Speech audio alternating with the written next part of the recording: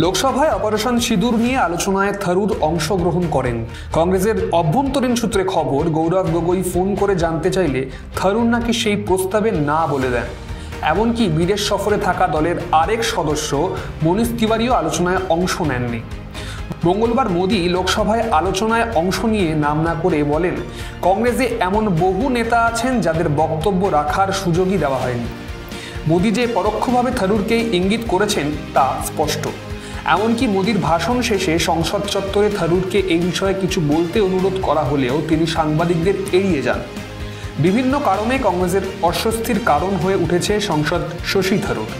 Operation সিঁদুরের সফলতার প্রচারে এবং পাকিস্তানের বিরুদ্ধে আন্তর্জাতিক জনমত গঠনের জন্য বিভিন্ন দেশে মোদি সরকারের পাঠানো প্রতিনিধি দলগুলির একটি নেতৃত্ব ছিলেন থারুর।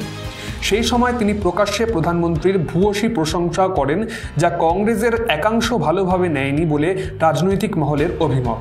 তারপর মোদির এই থারুর প্রীতি, বিজেপির প্রশংসা না কংগ্রেসের উপেক্ষা, কোন দিকে থারুর ভবিষ্যৎ তা বলবে সময়।